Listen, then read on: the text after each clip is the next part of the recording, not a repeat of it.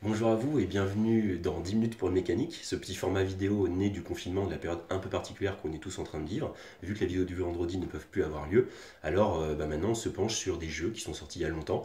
On essaie de les remettre un petit peu en avant parce que ce sont des jeux que vous connaissez tous et on essaie surtout de déterminer leur mécanique et de vous proposer d'autres jeux qui ont cette même mécanique. Le fil rouge d'aujourd'hui, ce sont les jeux d'affrontement à deux joueurs. C'est intéressant parce qu'on est souvent deux confinés et que les jeux à deux ont beaucoup de succès. Donc le jeu d'affrontement à deux joueurs avec comme, on va dire, comme porte-étendard deux jeux, Shoten Toten, un jeu de Rainer Knizia, et tout aussi connu, Les Cités Perdues, un jeu de Rainer Knizia. Donc la mécanique du jeu d'affrontement, qu'est-ce que c'est? C'est une mécanique qui oppose véritablement les deux adversaires, chacun jouant de son côté de la table, chacun posant souvent des cartes pour réclamer des objectifs qui sont au centre de la table. Donc le plus grand, le jeu le plus connu, c'est forcément Shoten Toten. C'est un jeu de Rainer Knizia qui est sorti en 1999. Rainer Knizia, c'est un très grand créateur de jeux, un génie puisqu'il fait beaucoup avec peu. D'ailleurs, Shoten Toten, c'est juste des cartes qui vont de 1 à 9 dans plusieurs couleurs. Et le but, ça va être de réclamer ces bornes qui sont ici. Donc l'affrontement va se faire pour réclamer ces bornes-là avec, on va dire, deux manières de gagner. La première, c'est de gagner 3 bornes côte à côte. Et la deuxième, c'est de gagner 5 bornes où qu'elles soient, parce que de base il y a 9 bornes, mais j'ai pas mis toutes les bornes, mais de base il y a 9 bornes. Comment ça va se passer? À son tour de jeu, on va poser une carte, et une seule, de son côté, devant une borne, et une seule. Le but, c'est de constituer une combinaison de poker de 3 cartes uniquement, comme ces combinaisons ici, vous voyez, voilà, afin de faire la meilleure combinaison que ce que va faire de l'autre côté son adversaire, afin de réclamer la borne. Voilà. Dans cet exemple très concret, voici ma main de cartes, puisqu'on a toujours 6 cartes en main. Voici ce que j'ai commencé à faire, et voilà maintenant mon choix, mon dilemme. Est-ce que je pose ce 5 là pour faire un brelan de 5? Le problème c'est que mon adversaire de l'autre côté, il est en train de constituer une suite à la couleur, qui serait plus forte que mon brelan de 5. Donc est-ce que je sacrifie ce 5, risquant de perdre mon 5, ou est-ce que je le mets sur mon autre borne ici, pour faire cette suite là, vu que mon adversaire n'a rien fait de l'autre côté? Si jamais j'avais le 9 en main, je pourrais le poser, et prouver par là même que mon adversaire ne peut pas battre ma combinaison et donc remporter la borne. Voilà, toute la subtilité du jeu elle est là, toute la tension du jeu elle est là, et c'est donc une mécanique de jeu d'affrontement. Un an après, Rainer Knizia a fait un deuxième jeu qu'on va voir, et qui s'appelle Les Cités Perdues. C'est donc au début des années 2000 que sort Les Cités Perdues. Ici, Lost Cities The Duel, c'est la réédition de Philosophia qui est sortie vers 2016 ou 2018, je sais plus. Je crois que c'est 2018. C'est la réédition de Yellow, pardon. Philosophia, c'était en 2007. Maintenant, c'est Yellow qui édite Les Cités Perdues. D'ailleurs, les Shoten Toten que j'ai présenté avant, la boîte que je vous ai montrée n'est pas la boîte que vous connaissez, c'est une boîte beaucoup plus ancienne. La boîte maintenant que vous connaissez en magasin, c'est également édité par Yellow et redesigné également. Voilà, cette petite parenthèse fermée, Les Cités Perdues sort au début des années 2000, et c'est encore Rainer Knizia, et c'est encore cette même mécanique d'affrontement, puisque cette fois les bornes ont été remplacées par ces carrés de couleurs, et les cartes ne vont plus de 1 à 9, mais de 2 à 10, voilà, et sont dans uniquement 5 couleurs.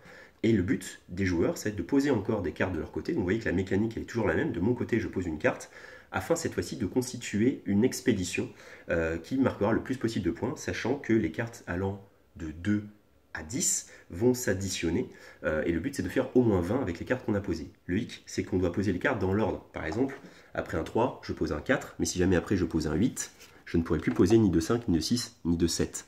Donc là encore, un jeu de tempo, un jeu où on va attendre de voir ce que fait l'adversaire, un jeu où on va prendre des paris, puisque ces cartes-là vont doubler mes points ou vont me les faire perdre, avec cette petite subtilité que lorsqu'on va jouer une carte, on n'est pas obligé de la jouer devant soi, mais on peut la jouer au centre et s'en défausser, mais l'offrir à son adversaire. Donc là, ça rajoute un deuxième dilemme qui n'y avait pas dans Shoten Toten, c'était le fait de pouvoir offrir des cartes à son adversaire, donc de ne pas les offrir trop bêtement, c'est-à-dire que là, je peux lâcher mon 3 sans aucun problème, puisque mon adversaire a commencé son 6 dans l'expédition verte, et donc le 3 ne lui est plus d'aucune utilité. Le tempo du jeu aussi va être déterminé par la pioche, puisque à son tour de jeu on peut soit piocher une carte au centre, et dans ce cas on ne va pas prendre dans la pioche centrale, ou alors on va dans la pioche centrale et le jeu s'arrête, la manche s'arrête quand la pioche centrale est vide. Voilà, donc Rainer Knizia, en changeant 2-3 petites choses, en rajoutant 2-3 petites mécaniques, a créé un autre jeu avec une forte tension, mais toujours, encore une fois, avec peu. Il a fait énormément et il a lancé cette mode un peu des jeux d'affrontement qu'on va revoir dans les jeux que je vais vous montrer ensuite. Et donc, en 2008, Michael Schacht, qui est l'auteur du fameux Zoloreto et du Coloreto également, va sortir Shangayen, un jeu à deux d'affrontement. Et on retrouve un peu le système de Shoten Toten, sauf que cette fois-ci on ne se bat pas pour des bornes. Dans Shangayen, vous êtes un chef de bateau et vous allez recruter dans les tavernes des pirates qui sont dans 8 nationalités différentes, soit 8 couleurs différentes, des pirates dont la valeur va de 1 à 4 et qui ne sont pas tous dans le même nombre d'exemplaires selon les numéros. Les pirates donc vont être mis en ligne exactement comme les bornes dans Shoten Toten, vous vous souvenez, cette fois 6, pourquoi? Parce que ce qu'on va poser de son côté de la table, ce ne sont plus des cartes, ce sont des dés. Et moi j'adore les jeux de dés, donc ce jeu j'aime beaucoup parce que à son tour de jeu, on va jeter 2 dés, et uniquement 2 dés. Donc par exemple là sur la piste, le joueur bleu va jeter ses 2 dés, il a fait 5 et 2, et il va devoir en placer un et un seul de son côté afin de réclamer un des pirates et d'essayer de prendre la majorité sur ce pirate. Vous voyez que les pirates, en fait, bah là, le 1 était posé là, donc maintenant il faudra poser un 2 ici, un 3 ici, un 4 ici, un 5 ici et un 6 ici pour pouvoir le réclamer. Donc pour l'instant, la situation c'est que le 5 il est devant, il est tout seul, et lui, maintenant, avec son jet de dés, il pourrait placer son 5 ici pour aller contrer son adversaire, ou alors placer son 2 ici pour aller réclamer ce pirate-là.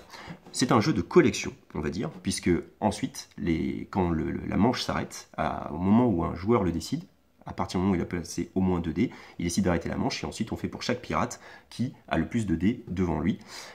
C'est un jeu de collection puisque les pirates vont être mis en collection et que, à la fin, et c'est là que c'est très subtil, vous allez marquer les points de la collection de votre adversaire si vous êtes majoritaire sur une collection. Je m'explique, si jamais j'ai le 4 et le 3 jaune de mon côté à la fin du jeu et que mon adversaire a le 2 jaune, alors je défausse mon 4 et mon 3 et je lui prends son 2.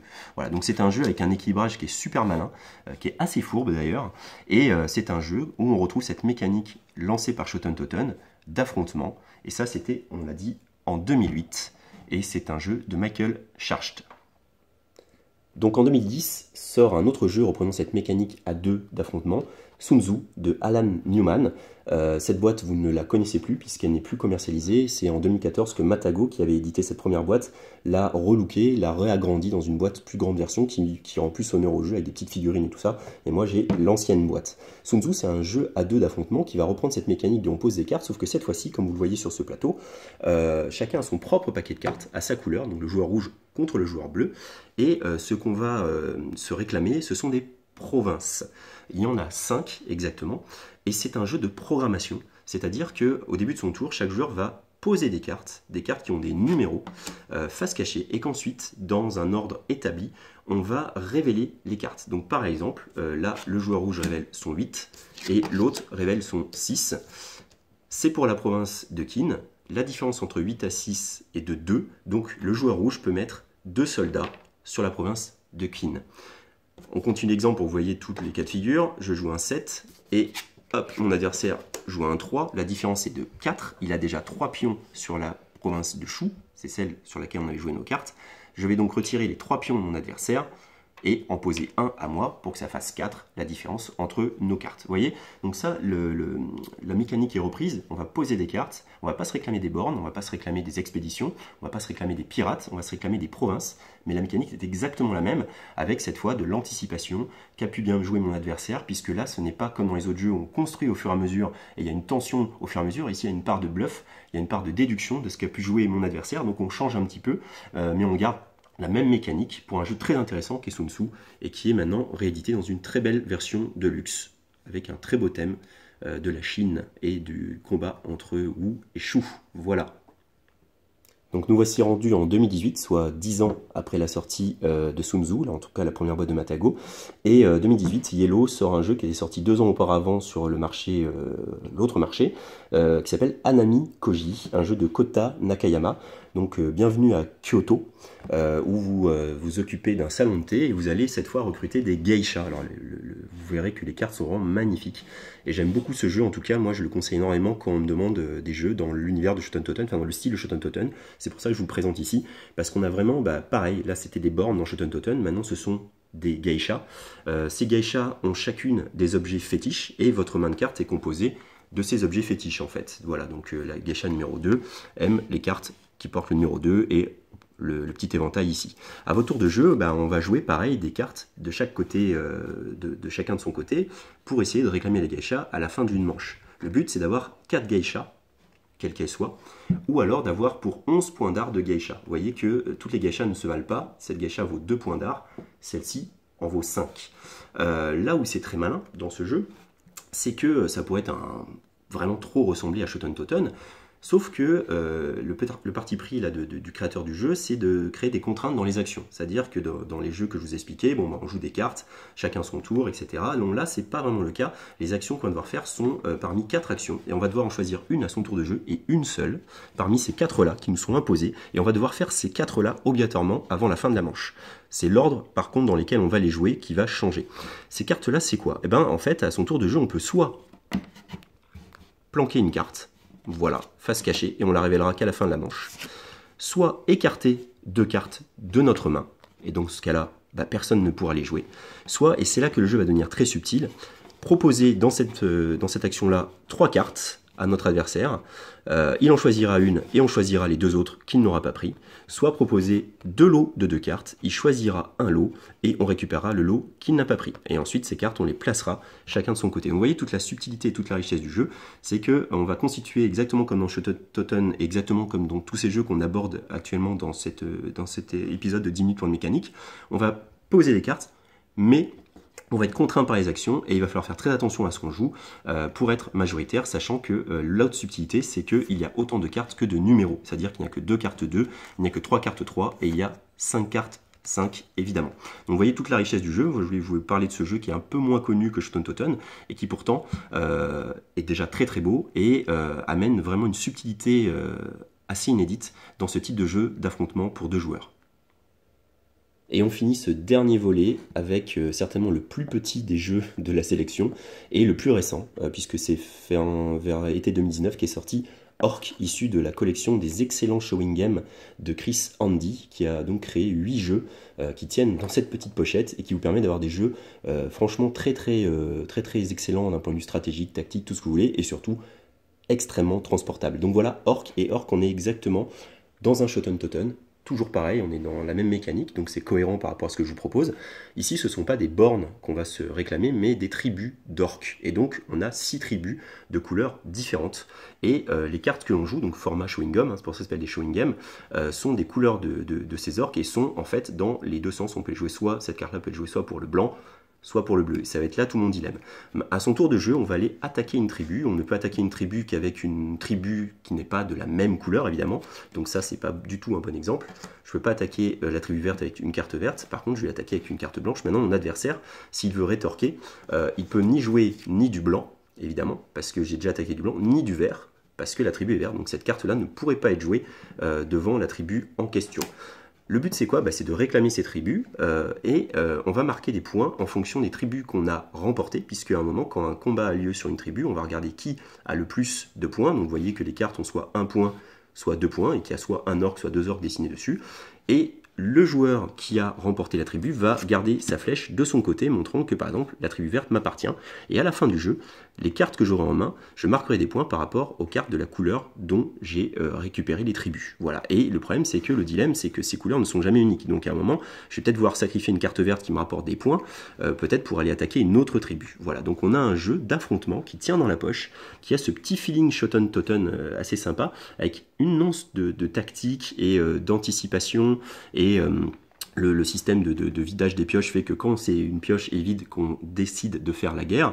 Donc où allez-vous piocher à la fin de votre tour? Quelle pioche allez-vous vider? Quelle guerre allez-vous déclencher? Le jeu Orc est franchement excellent, dans un petit prix et dans une petite boîte. C'est vraiment un truc super sympa à transporter partout avec vous et c'est une grande réussite. Voilà, cette vidéo est maintenant finie, j'espère qu'elle vous a plu, qu'elle vous aura intéressé. Si c'est le cas, n'hésitez pas à la commenter, à partager. N'hésitez pas à vous abonner à la page Facebook de la boutique Jeux des cartes Bordeaux, parce qu'il y a d'autres vidéos comme ça. Et il y en aura d'autres, parce que même fermé, on continue de vous accompagner. Prenez bien soin de vous, et à bientôt.